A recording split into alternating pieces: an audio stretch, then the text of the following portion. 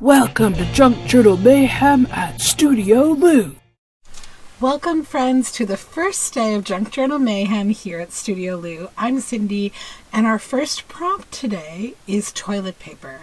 So, for those of you wondering what is this all about, I've decided to have a very calamitous, fly by the seat of my pants daily type video where I use like slightly unusual materials to make junk journal ephemera in the spirit of like using things up, using random things that could end up, in the landfill, or just using something weird for the hilarity of it all. Like, let's just have fun and not take ourselves too seriously.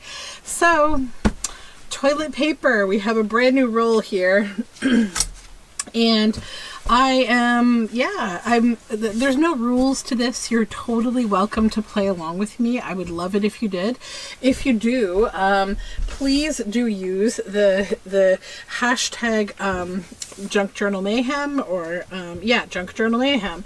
That is the hashtag for this challenge. So that being said, I am not exactly sure what I'm going to do, but I have a few ideas. So first I need a base, right? Like this. This is a base piece of kind of thicker paper to build a piece of ephemera on. Then I want to give it a background to kind of get me started. So I'm going to get some new glue. I have no glue. That's how we're starting things off. And I'll be right back. Okay, we have glue. So let's just glue down this book page from an old car manual or car mechanical book, and we'll make that the background. That's going to get layered underneath everything, mainly because I just don't want to see this weird packaging that I have here. Okay, let's get the giant scissors out and cut this.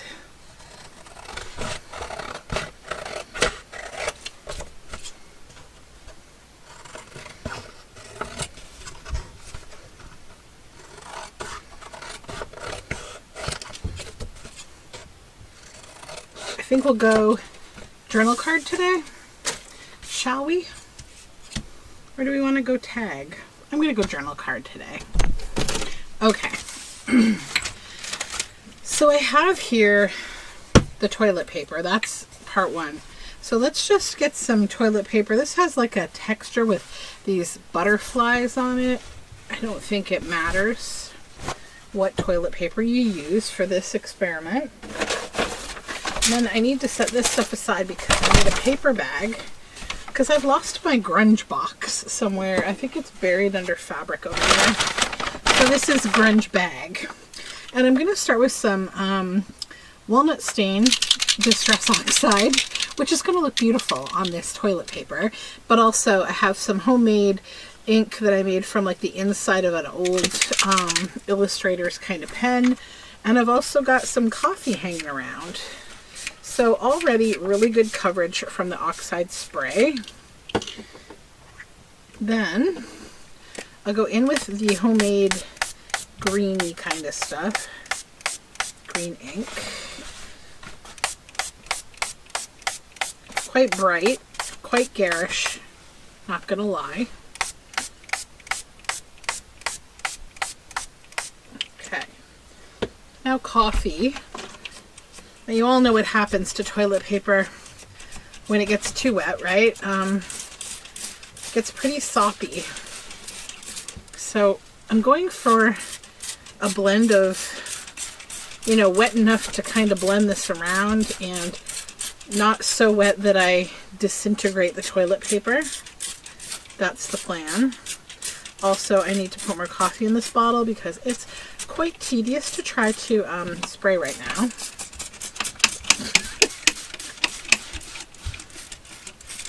You came here for calamity, right? I will not disappoint you. All right, let's toss this around. Try to get it all wet. We'll roll it around a little. Oh, we broke some off. Okay, so we have like this almost looks like a silk scarf kind of. So now we have that. The colors are kind of doing their thing, which is nice. The oxide has split into several offensive tones, so that's good. hit it with a bit of water just to kind of get it a little more wet and blendy. Okay. So I think now I'm going to try to dry it with my heat gun, which, you know, might cause a fire. We'll see. I do have working fire alarms, so don't cry for me, Argentina, yet. I don't know what's going to happen. I'm seeing lots of cool colors, though. Like, there's gray and yellow.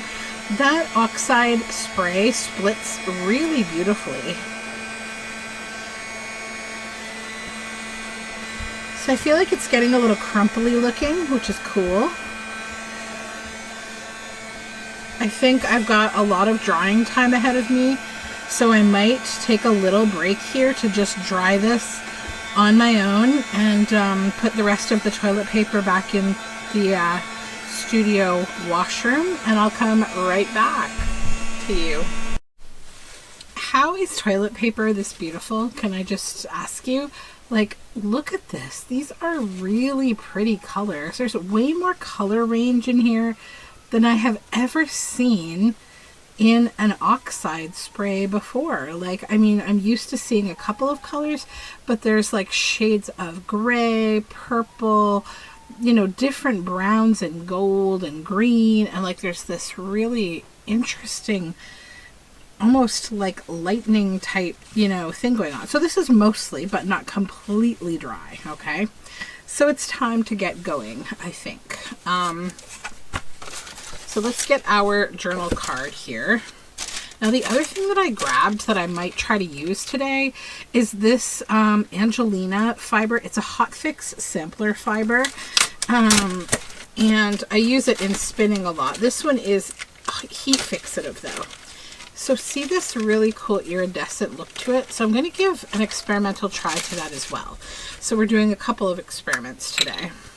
So toilet paper might be the new journal fodder, guys. I think hit your toilet paper with some Distress Oxide spray and you're going to end up with something really cool, like I have. Let's get rid of this sticky paper. And I'd like to have some kind of a, just like a base paper to work on. I might use this folder to just put back here so that I have like a different color behind me, but I'm not getting glue and things all over the place. So I've glued that. Let's just take the first roll here, or the first piece, and I'm just gonna like lay it down. Look at the colors. What is even happening? This is toilet paper.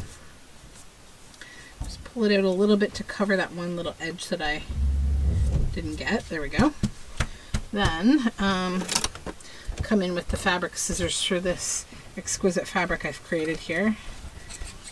Then back down to the bottom and spread out the toilet paper to align it across here. Look at that. What? How awesome is this? Okay, so now I think what this is going to need is probably a layer of sealant, like a Mod Podge, which I think I will do because that'll just make it easy to manage. That's going to need a little more drying time, of course, but let me get the Mod Podge. Okay, big brush Mod Podge.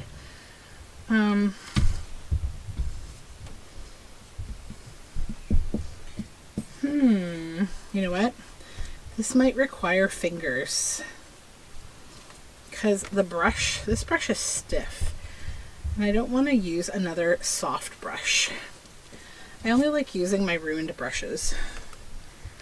Actually, you know what I might use is my, I have like a silicone spreading thing. We're going to make a little mess for a minute here. There it is. Yeah, this will be way better. Just want to seal this all down.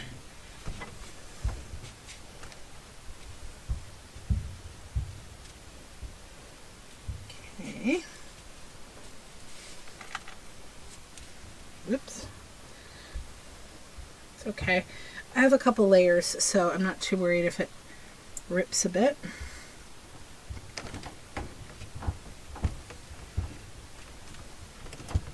I just need a little more, which I'll take from the side here because I dripped it.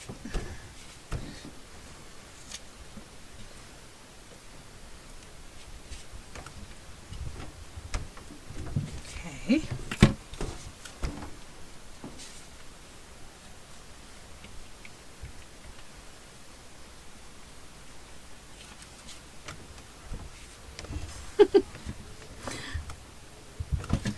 A little more up here. Gotta get a little heavy in some areas. It can peel a little when it's wet because it is toilet paper.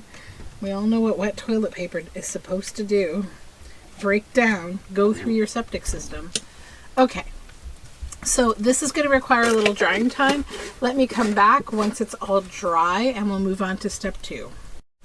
Okay, so this is still hanging out here wet. And I decided I'm going to get a little wild and I'm going to try adding some of this amazing fluffy. So the key is just be gentle with this. I had planned to do this on the dry surface using parchment paper over top and potentially ironing it. But I think I want to try just heat drying this a little bit.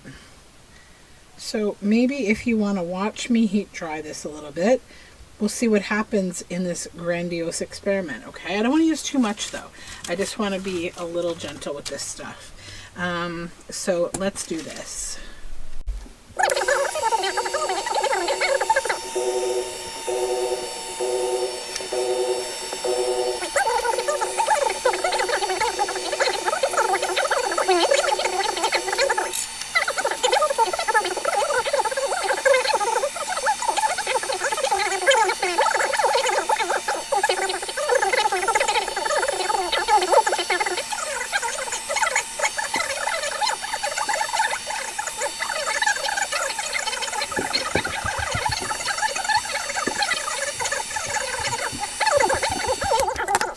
Okay, so I've added another layer of the sparkle. What I've noticed is that it will lose its iridescence from the direct heat, so I'm now going to put the parchment paper on top and use the heat gun just until I feel like it's warm enough to fuse, which it doesn't take a long time to fuse. So just kind of go around.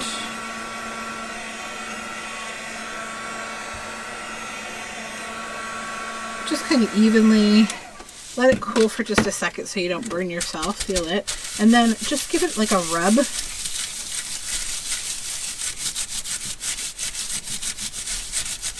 Nice and firm. And then bring it up and we have more iridescence going on. Now, it's not quite adhered. I need to go again with the heat gun. Actually, I think I might get the iron. Give me 2 seconds. I'll get the iron. Okay, so the iron is going to allow me to do nice, even heat. This is what you usually use when you're bonding this stuff, is an iron. It'll probably be much faster. Now, I have to pull this up, which I will do carefully. To see the glue from everything else wants to stick to this. That's okay. Okay, now we have that cool texture. So this needs probably a little bit more drying time. Let me just pull it up. I'm hoping that this sparkle hasn't taken away too much from the toilet paper, but I think it doesn't. Like I see the toilet paper quite presently there. It's just iridescent now. So yeah, and I think what I might do is I'm going to create another surface with the rest of this that doesn't have any sparkle on it to show you how cool it is without any sparkles. So I'll probably do that off camera and then we'll come back once this is fully dry and we'll finish making our piece for today. So now it's time to level up our art career, you know. Outhouses of the East is a wonderful book that I found a while ago. that basically celebrates outhouses that are especially valued by the people who live in places where it's a little more like secluded. So anyways, so this is dry and done, and now hopefully you can see all that iridescent sparkly fiber on there. Then I went ahead and took this is a little scary to look at, I realize this. I took that file folder that I was using as a scrap and I just laid down the dyed toilet paper. You know, I'm thinking about this, and we could have probably used less offensive colors, because once it gets wet, it definitely, if you know it's toilet paper, it might like stress you out, but what if you don't? Then it's just a cool texture. And we know this is clean, right? We're okay. Don't worry. So let's cut these, because I wanted some that were just like unadulterated by, you know, the sparkliness of the Angelina. So we'll cut this into some equal parts here. And I used gloss medium varnish on top of this, which probably gives it a little bit of a wetter look, which may or may not be appealing to some people. But let's just cut these into 3. 1,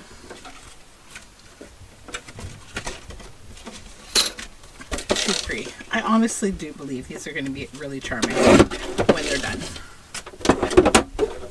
Okay, so let's go with these 3 can be tags maybe, and we'll use the other one as a journal card. So I'm just going to cut these into a tag.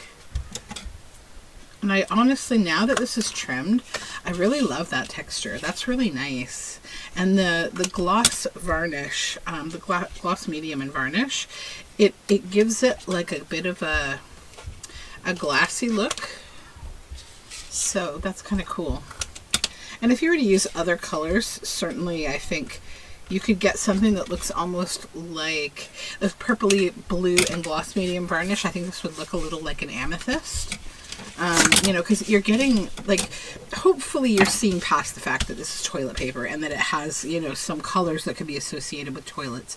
But it has a lot of texture, a lot of layers, and a lot of complexity. There's depth to this patterning. It honestly looks to me kind of like a gemstone up close, right?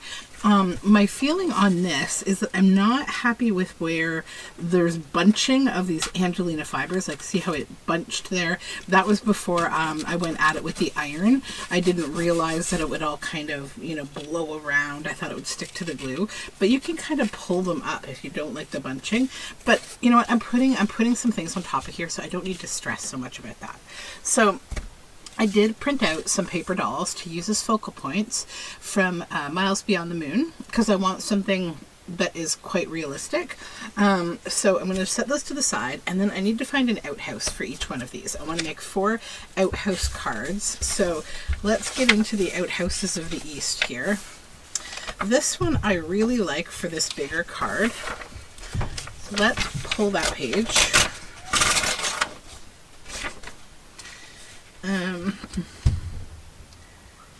This is like a little bit of outhouses like poor puns fell out of order, but that's all behind us now. The appropriate interval has passed, and an affectionate glow of nostalgia has replaced the more unkind spotlight generated by the first flush of indoor china. That's funny. So then we need a few more if we have them. This one could work. I could just cut it off there. Let's do that. That one, I don't like the glare on the window.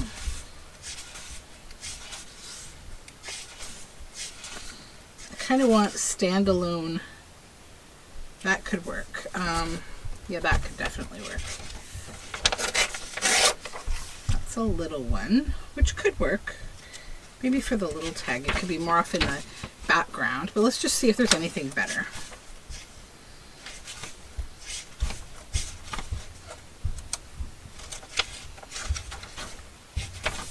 I love the geese here hanging out with the outhouse. This one, horses and cows. Everyone is a friend to the outhouse, right? This one says washroom on it. That's great. I like that one. explosive snow dumping, no fishing or swimming, narrow bridge. I love people. Okay. In the event that Catherine and Sunnyside Journals may watch this, maybe I'll dedicate this episode to you, my friend. We have a shared delight in Outhouses and toilet humor. Okay, so let's go ahead and get the first one just cut out here. Actually, let me cut these out and I'll come back.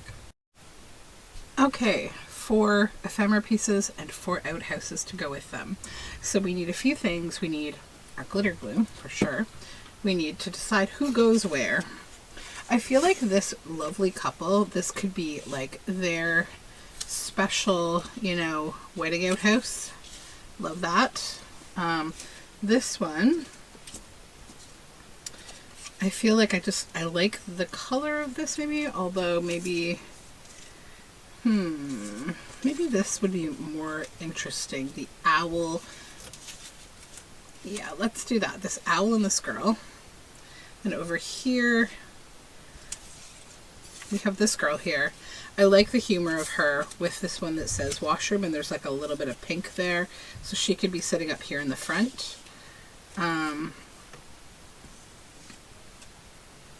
This one, maybe we have this guy. I like him with the color of his, I just like, or it's her actually, it's a girl. Okay, so I think these are the pieces that I want to make. So put the other dolls aside, we don't need those. Then we need to do some gluing and trimming and inking and making that magic happen, right? Stitching and all good things. I just need to unclog my glue bottle and we'll be good. All right, let's start over here maybe.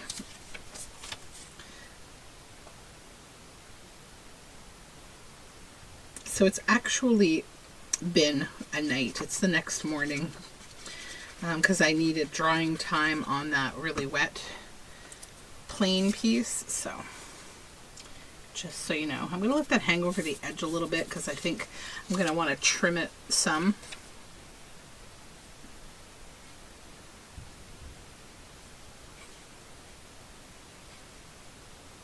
I had almost done a stitching project on one of these because it does have such a textile feeling background. I was going to stitch some sort of rusty colored wool locks with like a black center to make a tree on one of them. It would be kind of a very different feeling piece, but I think this is more fun maybe. The humor is key to this project. Let's just get this here and give that a press. And then we'll cut the extra paper away.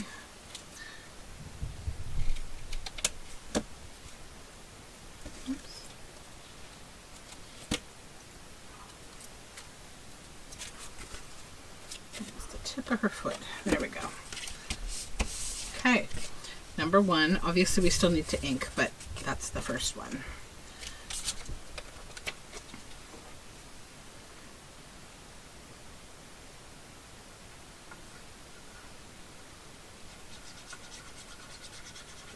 I think today I'm going to take my daughter to a cafe somewhere and do her homework with her, and I don't know what else to do today. It's a lovely day.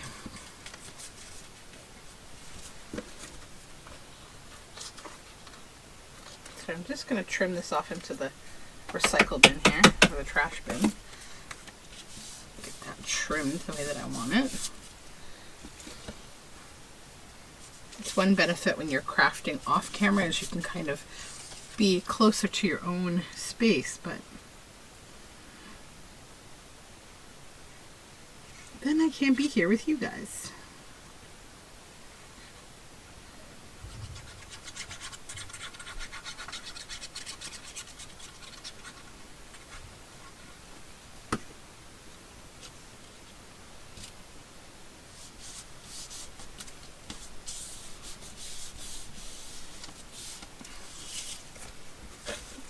I almost feel like the white outline on these figures, it's kind of like they're being illuminated into, like, you know, having a presence that isn't so dark as a toilet. It's a weird take.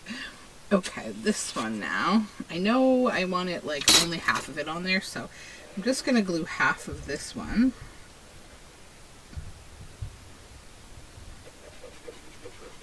And I saw all sorts of outhouses like this as I traveled to the Maritimes, especially in Newfoundland, rural Newfoundland, all sorts of these kind of fun little, also just in general, like little wooden outbuildings are everywhere because, you know, you need to store a lot of things and resources, and a lot of the houses are older and small. The houses are very similar to the outhouses, to be honest. In some parts, they're just very small wooden structures. In parts of rural Newfoundland. But I mean, they're beautiful. Like, they're big and they're thatched wood and they're just really lovely. I think you can't do a whole lot to diminish the beautiful landscape there. You could live in whatever you wanted when it's sitting on a rock in the ocean, and it's just beautiful. I very much thought about living in Newfoundland for a long time after falling in love when visiting, but a couple things stopped me. And it's not the tougher kind of winter, it's the, like, because I'm that kind of person. I know how to can and store things and, you know, be a hardy kind of living person. It's more about the access to food and medical care that is just too unsustainable, although arguably it's getting the same way in Ontario with our government essentially. Our provincial government is trying to destroy our healthcare system and is also allowing grocery billionaires to, you know, take all of our money for groceries by allowing them to mark them up to crazy costs. That jaunt being true. Yeah, I remember being in Newfoundland and paying $7 for one green pepper, and also, like, my husband's like, you know, all the food here is golden. And he has a point.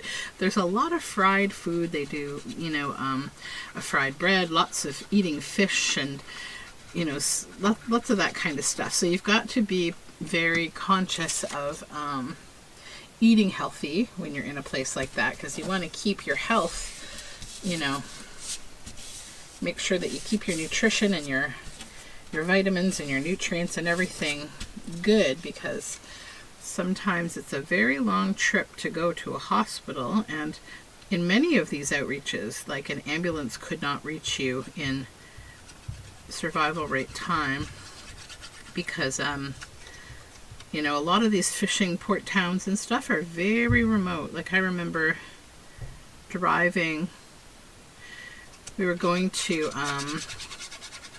a bird rock, this large bird sanctuary where the northern gannet it gathers, and that drive was so remote that at one point we felt like we were on Mars. It was so weird, the way the landscape looked, everything.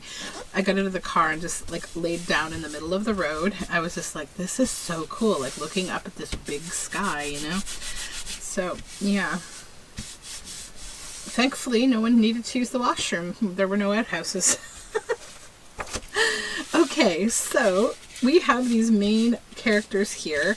I might as well go ahead and just do a little inking before we do some stitching. And I think when I stitch, I'm going to try to, like, maybe add a little bit of fabric at the top of each of these to give them a little more interest, to just add to the overall appeal. I mean, you could certainly be a purist and make some kind of a fun papery thing with some, you know, toilet paper that you seal, but I'm not that much of a purist. I'm okay.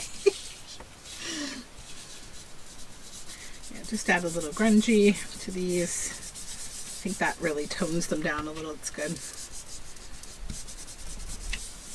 All right, so I will finish my stitching and come back and show these to you, and we will have wrapped up our first day of Junk Journal Mayhem. And here we are, all finished. From toilet paper to ephemera.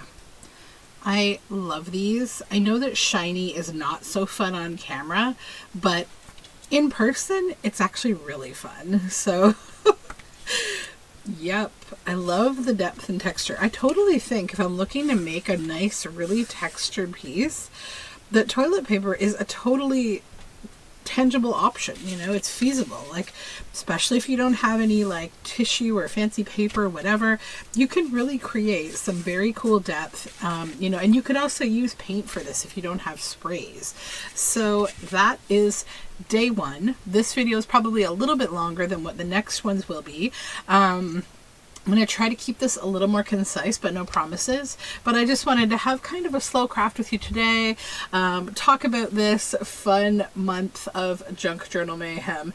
And until tomorrow, you know, do something crazy. Get wild, ride an emu, you know, walk around a volcano, you know, do something crazy. So until then, I will talk to you. Bye for now.